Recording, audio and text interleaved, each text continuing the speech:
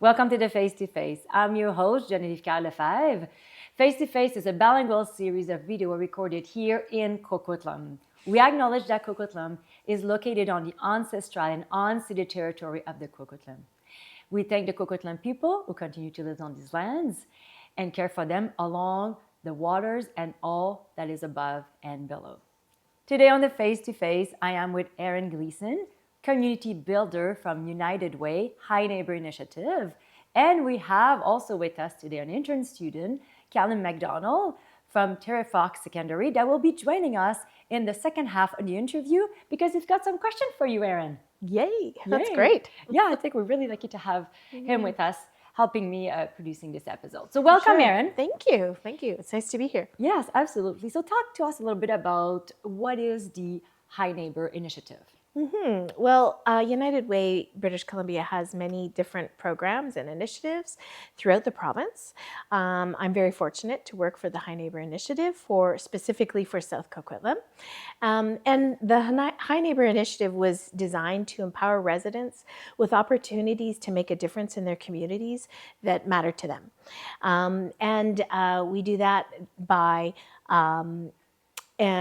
developing resident leadership and building the community ownership and also strengthening vital connections through community events and projects and also, of course, through volunteerism. So basically what that means is that in about 2018, we realized that so many residents of British Columbia were feeling quite lonely and felt that really disconnected from their communities. And so they decided that let's try to see if we can get some people to come together and all in the name of community, help each other. It's kind of neighbor helping neighbor, or often we say local love. It's kind of the idea. I have heard from the Local Love Initiative, so it's part of that. That's right, exactly. Okay. So yeah, we believe that, when neighbors can help each other and get to know each other, then it's one of the first steps to building a really strong and more connected and safe community. That's amazing.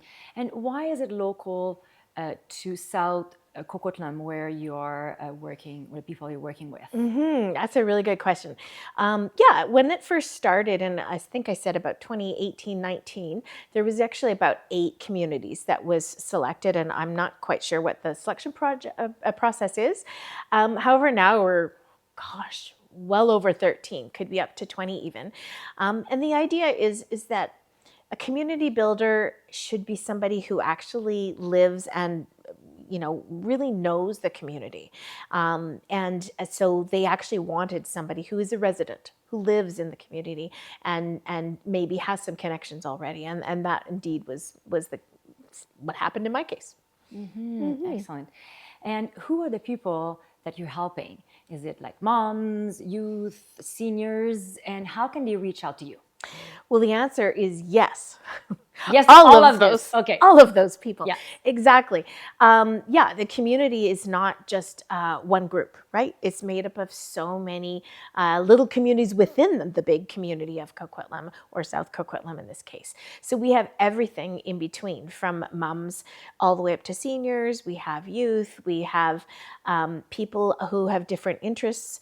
We have people from different ethnic or cultural backgrounds, et cetera, et cetera. So yes, there's an opportunity to connect people of all different interests and cultures, et cetera. And we do that through different ways. As mentioned, we often can have an event where we connect those people, or there's different projects. And so what we offer at High Neighbor is a small or a micro grant called the Local Love Fund. And it's up to $1,000.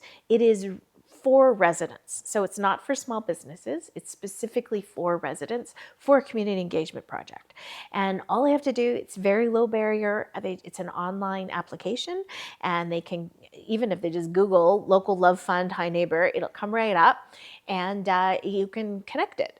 Just fill it out for different kinds of ideas. So for example, maybe you're a senior and you have a skill, maybe you're interested in chess, you really love chess, and you want to share that with the younger generation. That's a wonderful idea. We have intergenerational projects or something we really love. Or perhaps you belong to a particular cultural group and they have a celebration that's in the spring or fall or whenever, and you want to try and reach out to other members of that community that you may not have met, then there's another idea where you can apply. Lastly, you could be a student who, you want to gain some volunteer experience and even some project management experience. And you can do that by spearheading a project of your own. Again, it could be anything from doing art in the park or a games night with seniors, or even just reading with little kids. Excellent. You touched on volunteers. I know from actually me experiencing activities with United Way that the initiative of bringing volunteers in to help and being part of the community is quite active. Can you tell us how volunteers can join and what's the process? Oh yeah, really great questions. We at United Way do have our own volunteer platform called ivolunteer.com. And so all you have to do is go into iVolunteer, and you can make a profile of your own. And if you're interested in volunteering, you have an opportunity to write down your own interests. So for example, if you're really interested in doing something with kids or with sports, you put that in, and then when there are opportunities, and not just in South Coquitlam, anywhere in the province, they will come up and be sent to you, and then you'll be connected with probably me if it's South Coquitlam, and then yes, you can come and help out. It's a really great way for students in particular to gain their volunteer hours. Many schools in the province, it's a graduation requirement for them to have a certain amount of hours. So it's a really great way to just get those hours. And we find that a lot of students come, and that's really their goal, is just to get those hours. The most delightful thing, though, is that sometimes they end up being even more connected with other people, whether it's their peers who are volunteering maybe from a different school or their own school that they hadn't met, or they meet people at a project or event. We find that it's become something that they really want to do again and again. I like to call them serial volunteers. So, and then what happens is that they often just connect directly with me, or in many cases, if it's a different neighborhood, with that community builder itself. Yeah. That's excellent. And can you give me some example of maybe a group or an individual that received a grant and created a huge impact in the Tri-Cities community? Well, there's a few different things. There's so many, actually. One was a student-led project who this person came and already was doing a lot of volunteering. She had organized a group of student volunteers who were going and doing some tutoring, volunteering with all kinds of tutoring, whether it be English or math or whatever.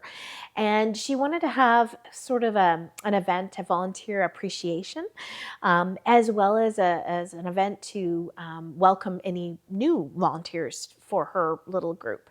Again, all not paid, all volunteer. And so, yep, she got in a grant. I don't want to say won, but she it was approved, and she brought a good group together at the library in Coquitlam, Poirier Library, and they had an appreciation event. First of all, she talked a little bit about what their volunteer group did, and also explained how to join up and do volunteering. And then they had a murder mystery, so they had a really great time. So that was great because it was sort of helping other volunteers. The other thing, another project that was really amazing, one of my earlier projects, had to do with truth and reconciliation and youth. And this was a resident who had 4 kids, and really she was not an Indigenous person herself, but has worked with many people from the community, and really felt that her kids should know more, as should their peers.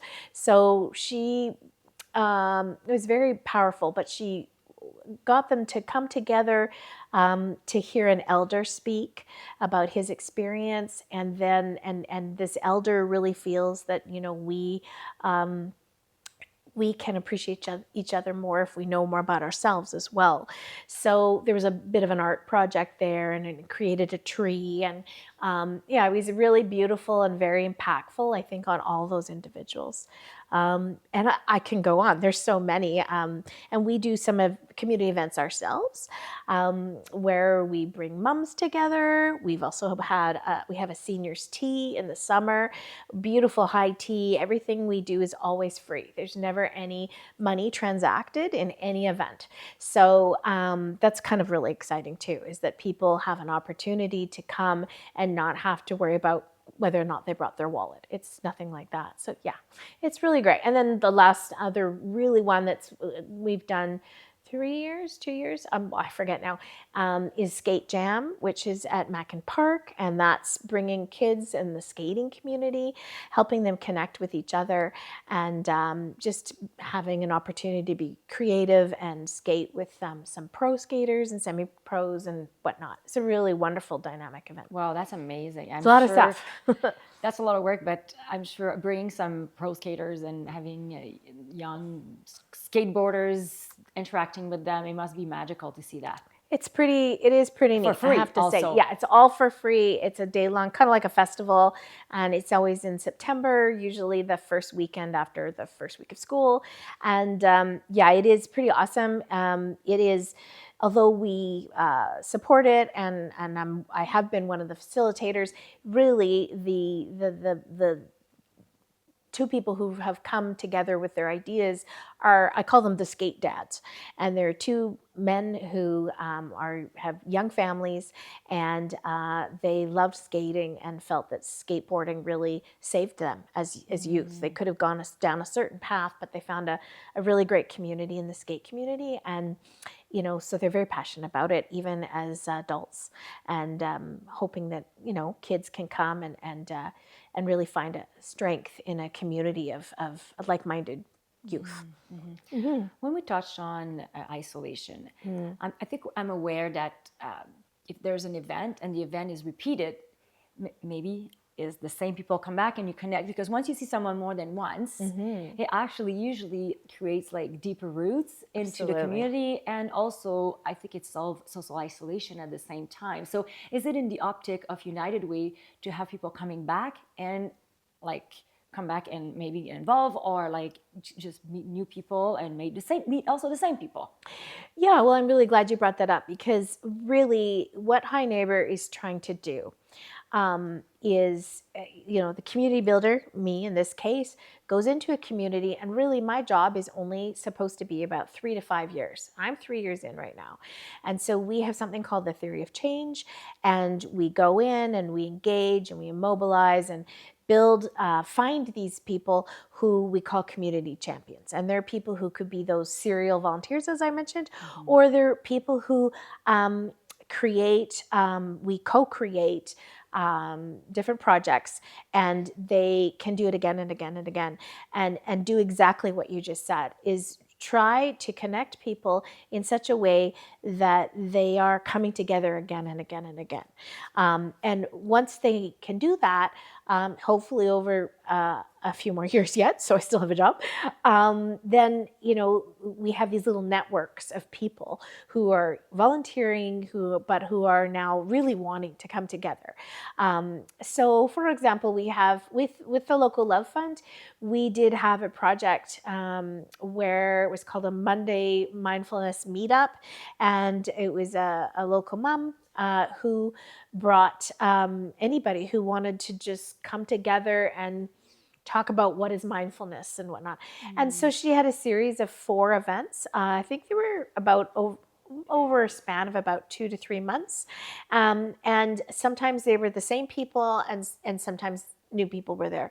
But it was really a really neat experience, because you did see people connected that I think are still connected now. which they didn't know each other before. So that's another example. Another one, we had a youth come in and she's really passionate about debating.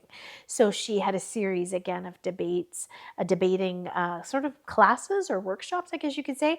And so you did have some people coming again and again. Some of them were newcomers to Canada and were really loving an opportunity to practice their English and to meet Canadians who are from their neighborhood and have an opportunity to talk. So yeah, it's absolutely true. Yeah. And and you and I are both mothers. Mothers, definitely new mothers, can really feel that isolation too. You're home with your children and you feel not connected to the world at all. So an opportunity to be with moms who excuse me, are sort of in the same place. They too, they're just stronger and happier and more connected. So absolutely, that opportunity to build those reoccurring events is something that we would support. I would like to welcome Callum to join us now. Yes. Hello, Callum. Hi. Welcome. Come and sit. Come, all right. And Callum's got a few questions for you. Yes. And after this, we're going to continue the interview all together. Great. And thank you so much for joining us. Thank you for having me. Yes. I was wondering, so you take requests on programs and things you'll run.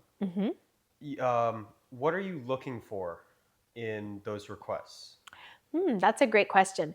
As mentioned, the Local Love Fund is really low barrier. So there's not a huge criteria that people have to meet, although there are a few things. So as mentioned, High Neighbor is hyper local. So in my case, I work in South Coquitlam. So somebody who applies for a Local Love Fund really should live in South Coquitlam or work in South Coquitlam or be willing to do their project or event in South Coquitlam. It's a little bit sort of challenging or different in my neighborhood because we here live in the Tri-Cities. And so it is important to note that the communities throughout the Lower Mainland and BC, every community is very different, right? Depends on who lives there.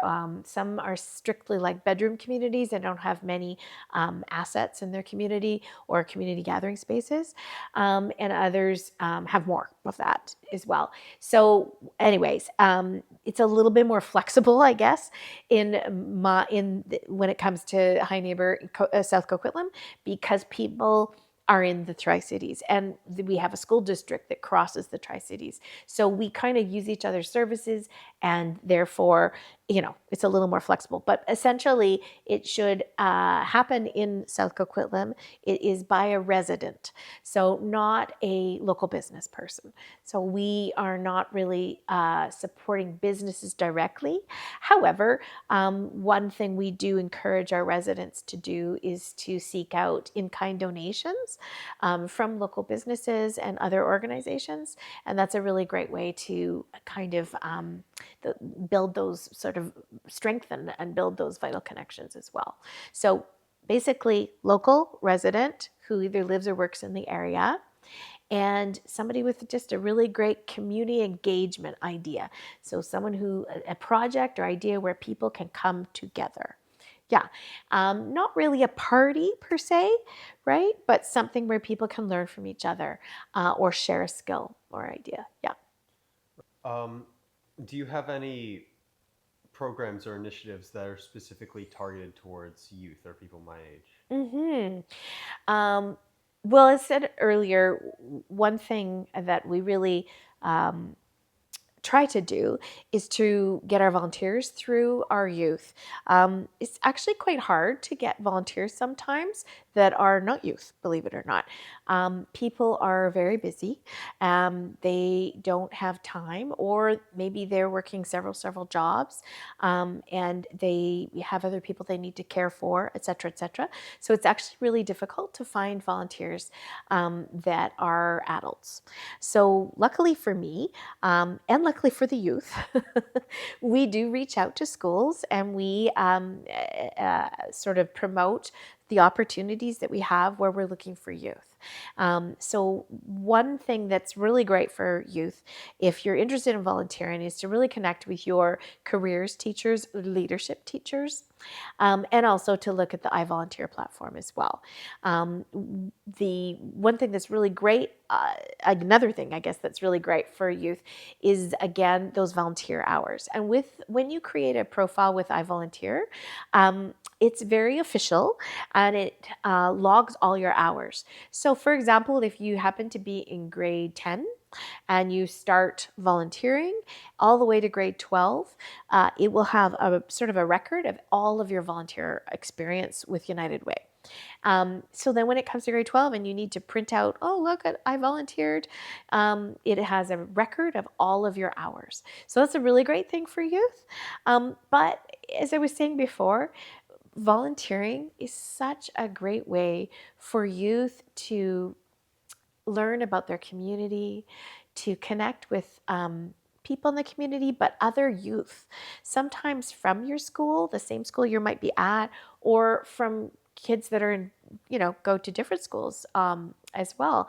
And we find that we've had kids come and volunteer and they've walked away, laughing and exchanging numbers and Instagram handles and whatnot. And they're becoming friends. So there's that. And also they get ideas for their own projects as well. So it's a great way for youth to start volunteering, but then youth can also apply for a local love fund and spearhead their own project. I have, next week, I'm working with a gal who is who has a project about Black History Month. And she is actually doing workshops on Black hair and the history of it, and she's taking it to several different schools. So she's gaining valuable volunteer experience, and as well as connecting with her youth, her peers, and also as she is going to have a record of all of that as well. And this is something that will really help youth when it comes to graduation and even scholarship opportunities. This is the thing about volunteering, is that a lot of people don't realize, is that, a lot of jobs and a lot of scholarships, they're looking for volunteer experience within the community. How are you giving back to the community? How are you helping the community? And I really believe that when you're helping the community, you're really helping yourself too, because you end up walking away feeling a little bit more connected, and hopefully you really enjoyed what you did. So you say that it opens scholarship opportunities and things like that. I find with a lot of people I talk to around my age, when it comes to the volunteer hours grad requirement, you can also do it through work hours. You can, yes. So what I'm wondering is, what are some of the other benefits that you can get through volunteer hours as opposed to just working for money? Yeah, that's a great question. And a lot of times I think the culture of volunteering has changed over the years. As I mentioned, it's hard to volunteer because you're not getting paid. And some people really need to get paid when they work. So they would think, well, why would I do that if I don't get paid? But the answers are that, perhaps until you've done it yourself, there is a satisfaction personally that you realize there's more out there than you. And you have an opportunity to connect with people. And some of these connections can lead to future employment and even future careers. In addition, sometimes you might experience a project or just an event or an idea that you never even thought of or thought possible. And it might actually take you down a path in your future that will bring you incredible joy and satisfaction, even from a career standpoint, not just personally. Excellent. Yeah, so it does open doors. It really, really does. It's a great way to network. Do you have more question, or I go on? I have a few more for Erinn. No, I think that's all I Okay, have. please stay with Yeah. us and contribute, because Yeah. I love to have Callum's point of view as a youth person. I think Absolutely. it's fantastic to have Yeah. The him youth with are our us. future, right? Absolutely. That's why I Okay. love working with youth. So, what are some of the biggest challenges of facing the community right now? Oh my gosh. So many, really. So many. In terms of with my job, one of the things I see is there aren't enough gathering spaces that are either free or almost free for people to come together and connect. That's a real hard one, and that's both inside and outside. We live in Vancouver. It rains a lot here. Yeah, exactly. Constantly. And COVID taught us that we don't mind being outside. However, we need to be in a covered space, in an undercover space, I guess. Under a covered space is what I'm trying to say. Yeah, and there aren't enough of those around. And even those that you want to, say, have a meeting at or meet at, you have to book it because they're in demand.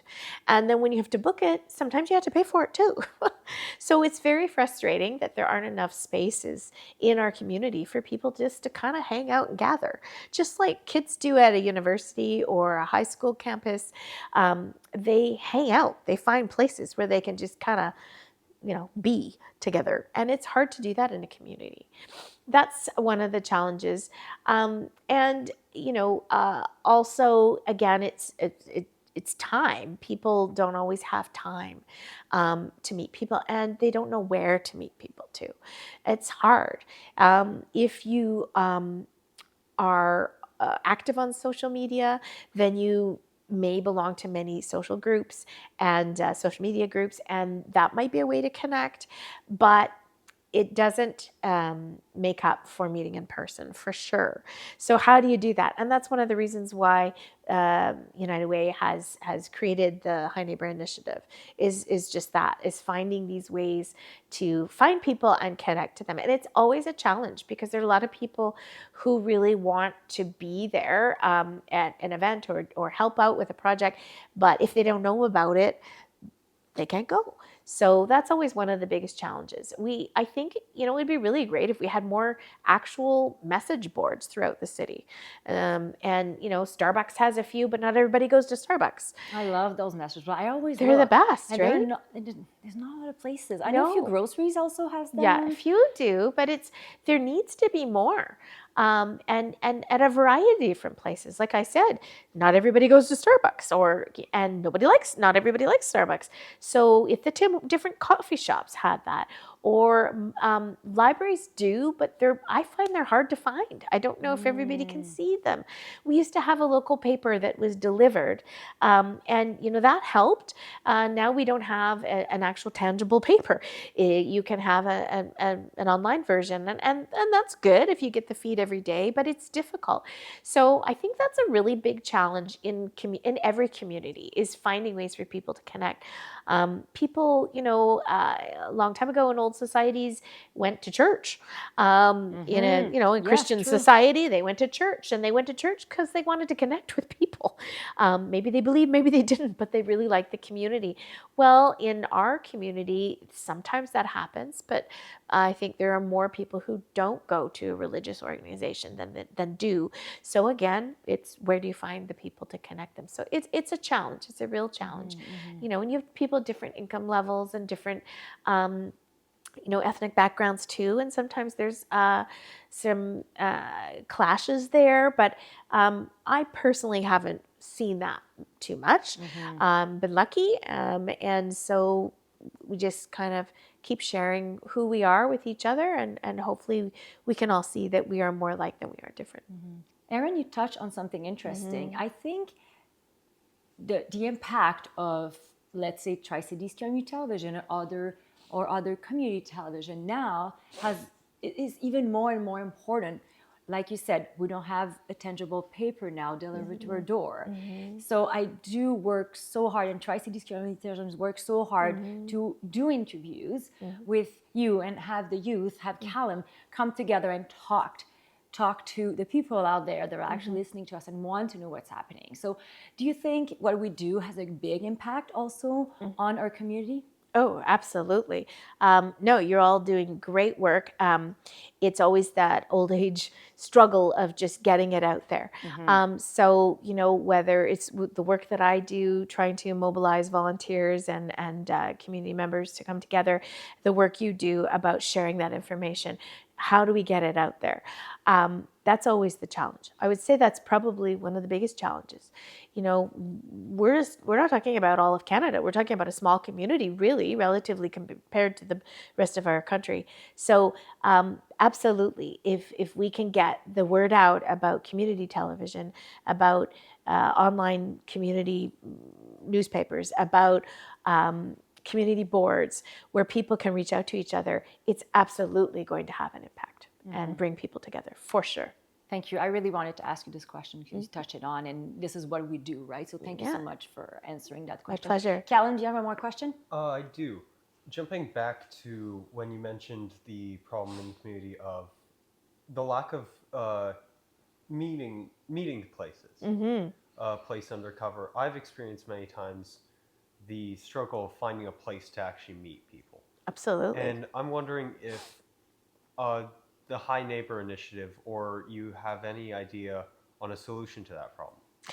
Yeah, well, again, getting back to the Local Love Fund, we would love it if people know about our fund and apply for, again, these sort of repetitive projects or meeting groups.